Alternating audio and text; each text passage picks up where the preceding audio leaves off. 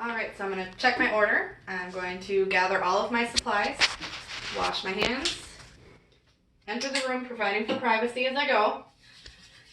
Good morning, sir. My name is Holly. I'll be your student nurse today. Can you just verify your name and date of birth for me? And he does. And do you have any allergies to medications, any skin sensitivities to like alcohol or a skin prep? He says no. Alright, so the reason I'm in here this morning is we have an order to put in an NG tube. It's a nasogastric tube. It's going to go in through your nose, down through your throat, and then into your stomach. You'll get nutrition or even suction and stuff through there to help that bowel obstruction you had heal. I take it you've never had one of those before? He says no. So during this procedure, I'm going to have you stay in this high Fowler's position you're in, which is just sitting pretty much straight up at a 90-degree angle. And then there's going to be a couple times I'll have you tilt your head one way or the other. Are you going to be able to do that? He says yes. So I've assessed for his understanding and explained the procedure to him. So I'm just going to get a few things ready here. We're going to skin prep your nose after I check your nares. So my hands are washed. I'm just going to wash them again just to be safe in case I accidentally touched myself or sneezed in the process.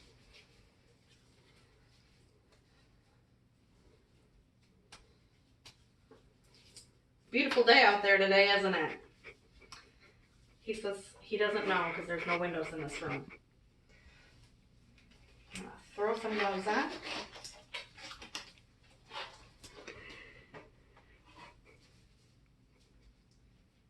I'm also going to, while I'm doing this, make sure that my suction is on intermittent and that it's working, which it is.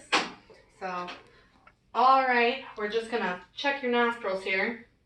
So, I'm going to look for any obstructions. Have you ever had your nose broken before? He says no, there's no signs of a deviated septum. So, alright, I'm just going to close one nostril at a time. I'd like you to take a deep breath in and out of each. So, there's one. There's the other.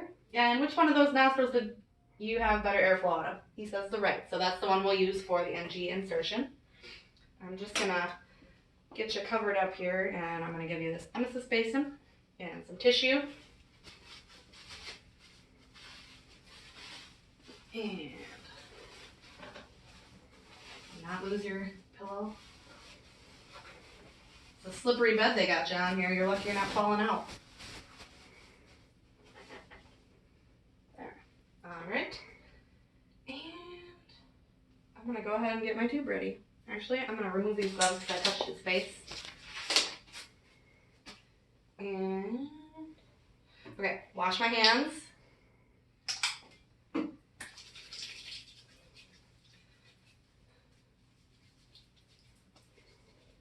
Then you said you weren't allergic to skin prep, correct? He says no, he's not. So we're going to apply some of that to his nose. If my agency requires, some agencies don't. Some use a different type of prep for the nose to protect the skin. Okay, try to get some gloves on here.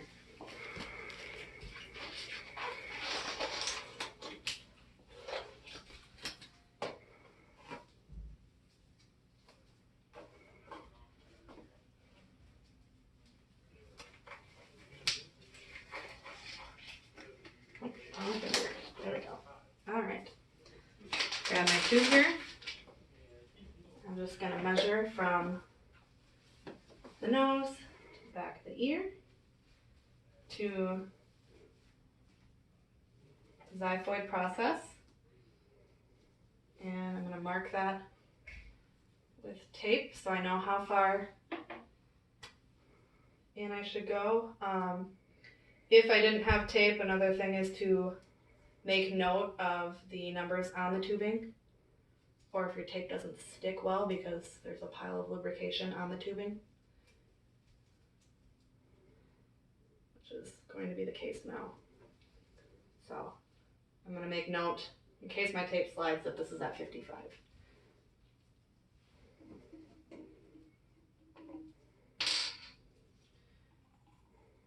Lubricate the tube. excessive. Okay. I'm going to have him hyperextend his neck. All right, I'm just going to start entering this. There may be a little pressure and discomfort. We're going to go in through the nasopharynx. And when we get into the oropharynx, I'm going to give him water as long as his gag reflex was present and he's not on NPO. If he is NPO, we may have to modify and just have him swallow regularly without water.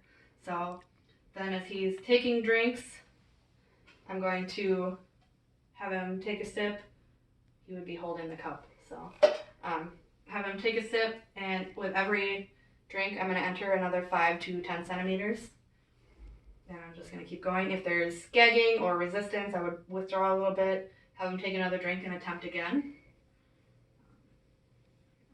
We're going to enter this, not let go of the tube, and enter in until the tape. And then hold this, grab my prepared tape.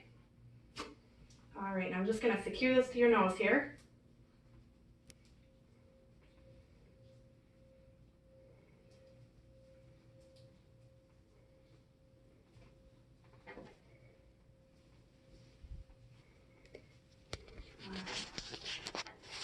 That's all secure.